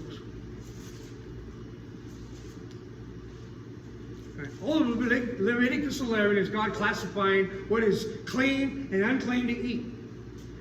But he's also classifying some things that's an abomination.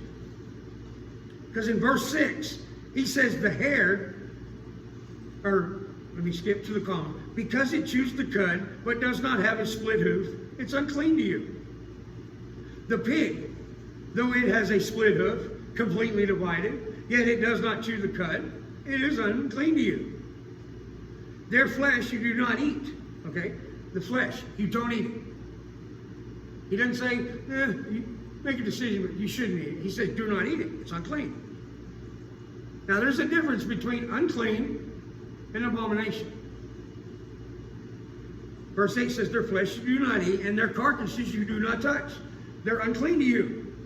These, here we go, here, these you do eat, all that are in the waters, any one that has fins and scales, the waters, the seas, or the rivers, you do eat. Okay, it's got to have fins and scales, right? But all that have not fins and scales, the seas, the rivers, and all that moves in the waters, or any living being which is in the waters, they are an abomination to you. They are an abomination to you of their flesh. You do not eat. Their carcasses you abominate.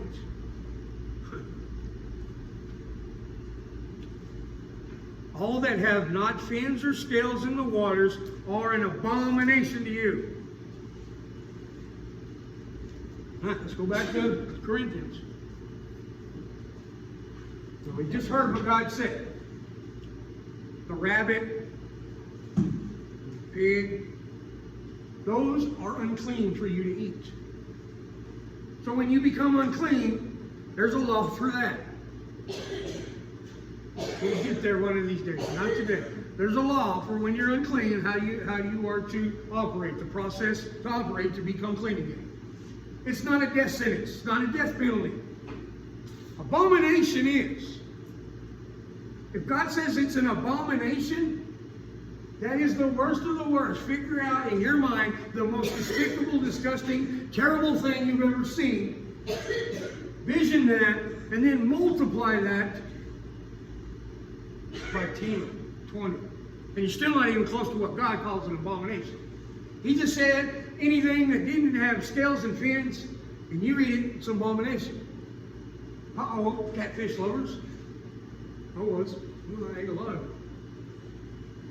That's an abomination. What did Paul say up here to begin this? When you go to the meat market, when you go to someone's house, and they cook something. I'm going to go over here to George's house. He's having a barbecue today. And they're not wild and crazy. They're pretty laid back people, so I'm going to go. They offer me a piece of meat. There's a piece of pork. All saying here is how we're operating. I can, become pharisaical and go, you wicked people, man. Hey, George, let me tell you the story about God. And George don't know nothing about God. Don't care.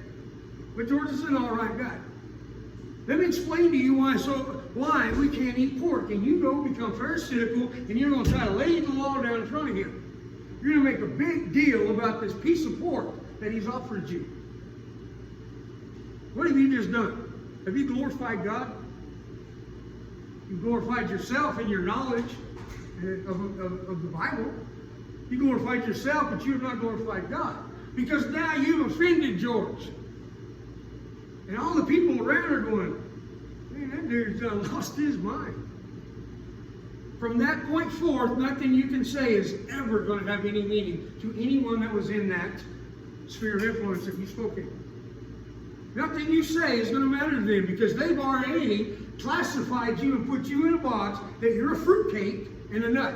You're a religious zealot, and we don't want nothing to do with it. Therefore, nothing you say is ever going to reach them because you have just offended them and they have been classified you over a piece of pork. Now, what Paul's saying, eat it. It's not going to hurt you. You're unclean now. You got to go through the process of becoming clean again. You're not cast into outer darkness. You're not walking in sin on purpose.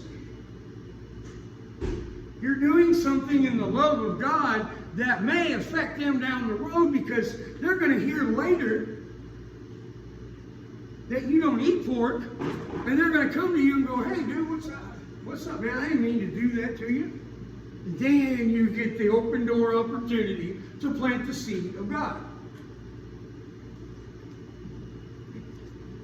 Now, if it's fish, you're going to do something different. You ain't eating it. If it's catfish, why? Because God said it's an abomination. You err in the scriptures if you don't know the fullness of God.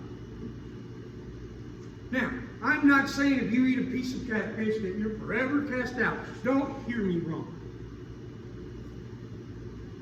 I'm saying that there are the ways of God that we are to operate. There's certain things that we are not going to compromise on. If somebody comes to my house and they've got a problem and they hand me a beer and they're drinking a beer and they're like, man, can you help me? I will drink that beer with them because I know that keeps them and me in a relationship. It's not hurt me none. And I get to have a dialogue with this individual. If I go to someone's house and they say, hey bro, I just robbed a bank, here's $10,000, I know you're struggling. I just hit the jackpot. We nailed that bank. I really need $10,000, y'all. That would solve all my problems immediately, right now, my immediate problems, and give me some relief. Do I take that $10,000? It's a sin.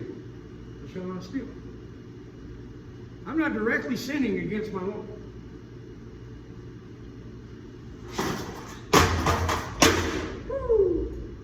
I thought that was a computer. It was just a picture. Listen to what Paul is saying when he speaks, y'all. This is important. It's talking about your conscience. It's talking about your understanding of God, your truth, your wisdom, your knowledge. He's talking about that. But if they say it is an idol, we're going to explain to that. That's what I just explained to you. Whether it's a piece of pork, catfish, stolen money.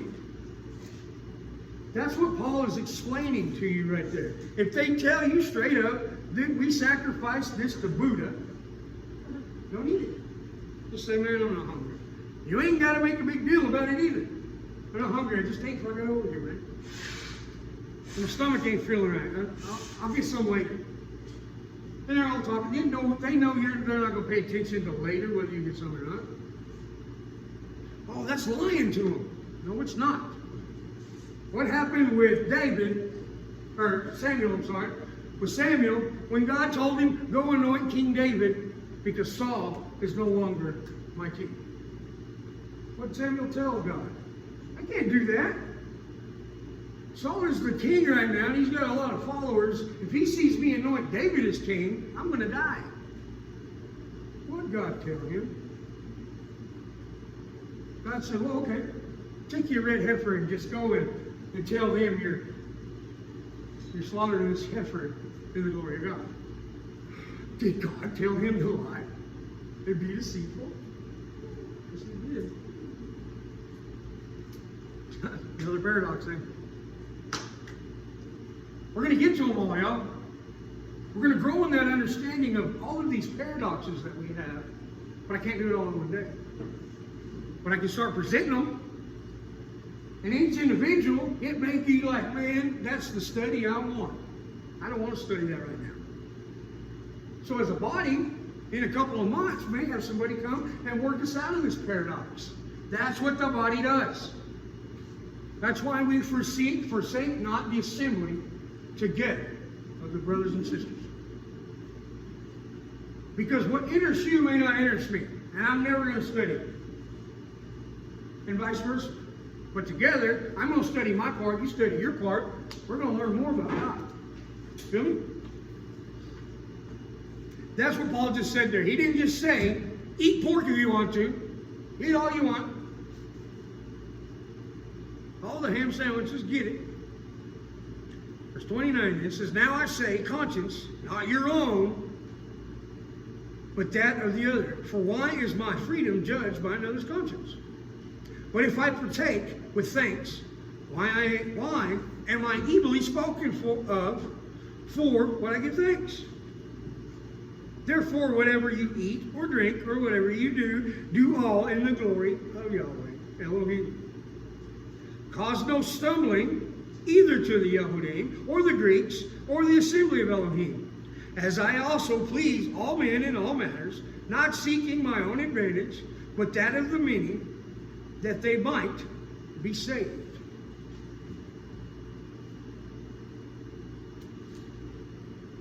Do you hear me, Christianity, religiosity?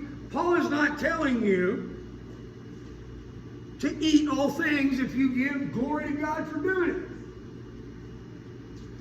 We just read one chapter of Paul in context, and we gained some wisdom and knowledge of what he's talking about, and we've taken out this false doctrine of today's modern churchianity, religiosity, Christianity, and thrown that in the trash, all by bringing him into context and understanding what he's saying. Pretty simple. He says, I please all men in all matters, not seeking my own gain, my own glory, but that of the many, that they might be saved. We'll agree that Paul is not going to go help somebody rob a bank. We'll agree with that.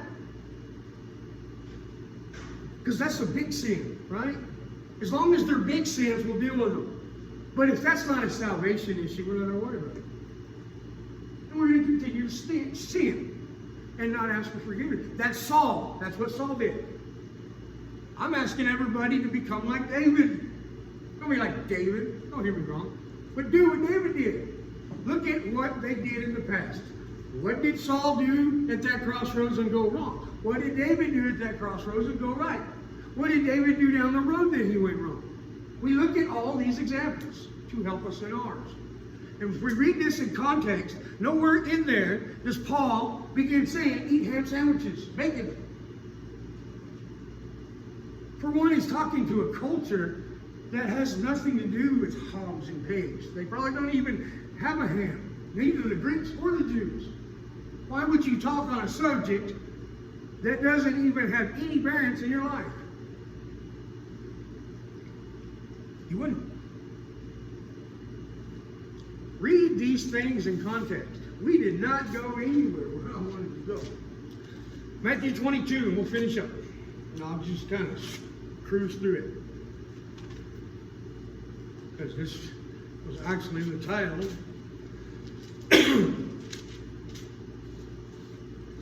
Matthew 22.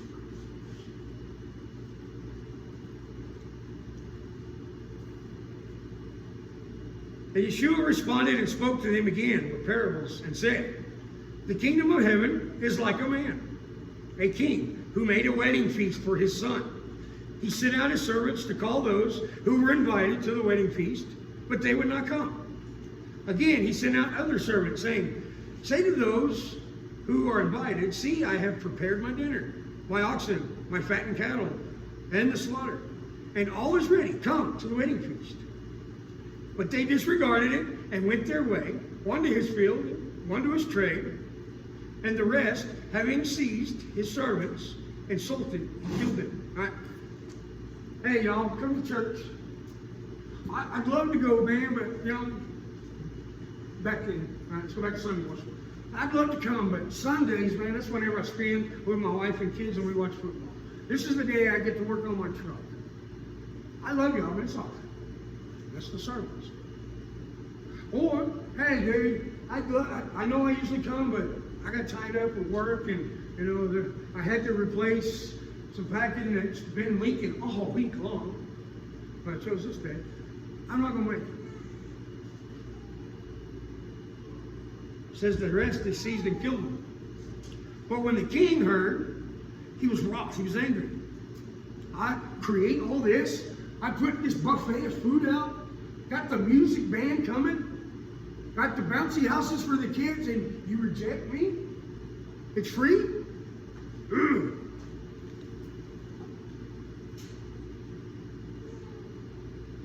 Then he said to his servants, the wedding feast indeed is ready, but those who were invited, they're not worthy. Therefore go to the street corners, as many as you find, and invite to the wedding feast.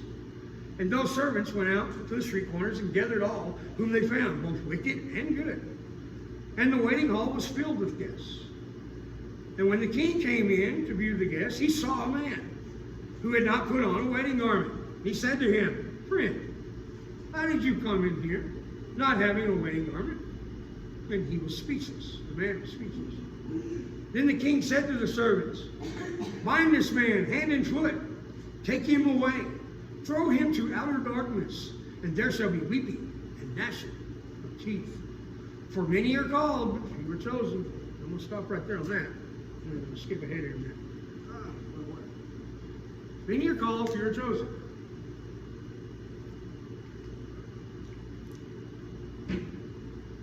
For God so loved the world that he gave his only begotten Son. For all who believe on him shall not perish but have everlasting life. Jesus says no one comes to the Father unless the Father draw him. Scriptures also say no one comes to Jesus unless God calls him. There's another little paradox there, but we've already worked through that one. Many are called, few are chosen. Meaning, hey, I have told you the truth over and over and over again. We don't eat pork, we don't celebrate Christmas, and we keep the Shabbat. You've heard the damn truth. Why are you rejecting it? I'm the chosen of the called. He called me, just like he called Bill down the street, same time. But when we got to the knowledge of truth, God didn't say, I don't like Bill, I like Meek. That's not what that means. It means that as we walked in the truth and heard the truth, I have decided to continue in the truth. Bill decided not to. Bill decided I can do it on my own, I don't need God. That's what it means for many are called, few are chosen. Showing that this man in the wedding hall chose not to put on a garment. Now, there is a huge controversy of scholars over whether this was a physical, real thing, garment, or his demeanor, whatever. I don't care. For argument's sake today, as you walked into the hall of the king is rich. You ever go to a restaurant where they require a suit and tie? I haven't either, but I've seen it. You get there and they're like, "We require a suit and tie, sir." "Well, I have reservations." "Okay, hold on. What size are they?" They'll put a jacket on you and a tie so you can go in there. Maybe this is what it's talking about. Everybody was given a garment to put on in the presence of the king because they were very strict about how things operated inside the king's castle and how you operated when you came before the king. Maybe they give everybody wedding garments, and this dude is just walking in, he's like, "I don't need it." He walks in, sits down. "I've been invited, I'm good." Sound familiar? That's the Christian church, churchianity, Catholicism. I'm telling you the truth, but you're rejecting the garment. We're telling you who Jesus is, but you're rejecting him. Because many are called, but few are chosen. Many will say, "I believe in Jesus." Many will say, "He's the way, the truth, and the life." But when you say Jesus never changed and took away the Torah, no, I'm not putting on that garment. I believe somewhere in Scripture, don't put me in stone on this one, but I believe it says something about the Torah being a covering for man. I'll have to look it up, so don't quote me on that, but I'm thinking somewhere there's a covering. The law is a covering somehow. Shouldn't even say it, I don't know for sure. Just put that one on the little platform and we'll make sure if somebody sees and it's wrong, I will repent. Skip over.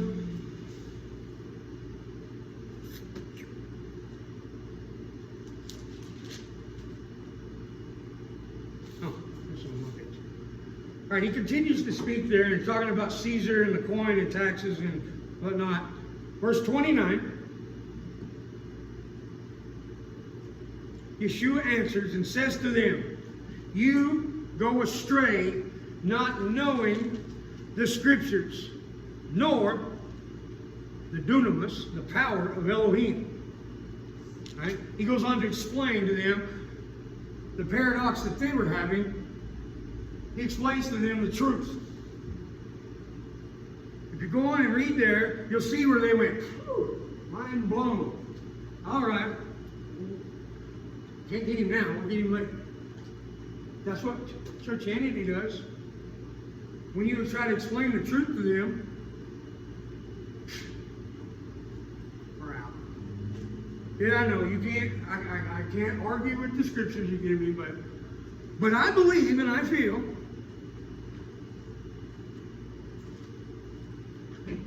But what does Jesus say there? There's a key there. You go astray. Astray. Means you're off path. Means there's danger off path. You do go astray. You err, not knowing the scriptures, nor the power of Elohim. What's possible with God, or what's impossible for man, is possible for God. I don't know how in the hell I'm going to pay my water bill that's over $1,400. I don't know how it done that, because we had one stagnant we weren't paying on, because 3 different types of water bills. One was stagnant at around $200. Now all of a sudden it's $600 from 1 month to the next, and it's stagnant. There you haven't shut off. Anyway, I don't know how it's going to get paid, but I know it's going to get paid. And I'm not going to spend my day stressing over it. And if it don't get paid, there's probably something there that I'll learn as well. But I bet it gets paid. I'm not going to rule anything now. But I know that I make enough money to pay it, and we'll get it paid. It's a little strong. So what? Go back and read what the argument was that brought Jesus to say, you err. You go astray. They're arguing over money. And who really has the authority? And Jesus says you err, not knowing the scriptures, nor the power of God. We've seen God part the waters, dry ground. We've seen water come out of a rock. We've seen man born a virgin, and his blood atoned for everything. And really, in reality, you only need a little drop to do the same thing. But to make his point, look, we have a Messiah that loves us like I love my children, but I'm not going to watch my children walk ignorantly and make an ass of themselves if I can help it. Jesus does the same. He will correct us when we're wrong. He will bless us when we're doing good. Even I give good gifts to my children, how much more my Father in heaven? Jesus actually says, you give a rock to your children for bread in comparison to the gifts that God gives to you. We know how many blessings we get on a daily basis when we're walking in righteously that we don't even realize are blessings that God has done and done with before us. Exodus 14:14. He's already cleared the path. No, we don't. If we did, we'd be a whole lot different in our operations when it goes to glorifying God on a daily basis. Again, it's not a book of do's and don'ts. It's not a book that this one's going to hell, that one's going to heaven because of his works and his works. The same people in the church that will say you can't work your way to heaven, those same people will say that you're condemned to hell for your works. Well, if I can't work my way into heaven, I can't work my way out of it, right? I mean, logically thinking. Once saved, always saved. That throws them Baptists into argument. I believe in once saved, always saved. But in the truthful manner, I wasn't saved on June 21st and then I'm good to go. I was saved from the beginning and the foundations of the earth. It took my obedience and it took my love for Him to walk into that salvation, but not of my works, of His grace. That put me there. Proverbs 16:9. I devise my plan, but God directs my steps. Meaning He's going to do all this process to keep Matt walking this way, so Matt doesn't get distracted by the butterfly and fall off the cliff. He's going to keep me focused on this one and see the butterfly. That's how He directs our steps. Yeah, but we have free will. Absolutely. I devise the plan. He directs my steps. Linear and cyclical. Hear me? It's okay. If you don't understand it fully now, you will if you keep working at it. Trust me, I got several paradoxes. A paradox is something that you can't come out of with an answer. There's no answer that can be derived from the situation. That's a paradox. Kind of like me being a big sci-fi buff. We talk about time travel and how the paradox of time traveling is if you go back in time and you accidentally get in a car wreck with your younger self and kill your younger self, are you still there? To have that car wreck to kill your younger self? Well, in a linear time, if you killed your 6-year-old self, you didn't grow up to be your 30-year-old self to get in a time machine to go back in time to have a car wreck to kill your 6-year-old self, we got a problem, a paradox. You never went back in time, so you're living. You never died because your older self never become an older self. That's the paradox of some of the scriptures that we read, that we get our mind into. Now, it's not that ultimate of a paradox. That's a paradox you're never going to find an answer to. The paradox I'm referring to in scriptures are those ones of you are saved by grace through faith, not of yourself, lest you would boast. You're saved by grace through faith. Well, He gave me the grace on Him. Well, He picked me. He said, I'm going to pick Him. He's got the grace. But it's going to be through His faith that He's saved. His faith. James 1, works without faith are dead. Or faith without works are dead. Paradoxes, right? Until you understand the ultimate love and power of God. Once you work through these processes and you walk righteously through them, that paradox will come out of the way and you'll be able to continue on a linear timeline with the faith that you have grace, that you're doing it right. It's not of yourself, it's Him, but you're doing it. Your faith is growing daily, causing the grace to become more powerful. And we've talked about grace. Grace is the empowerment to keep you going towards Christ. Simple. It's like a rope on you. Let's just get it that way. God's got a rope on you and He's pulling you to it. That's the grace. Let's pray. Dear Heavenly Father, we thank You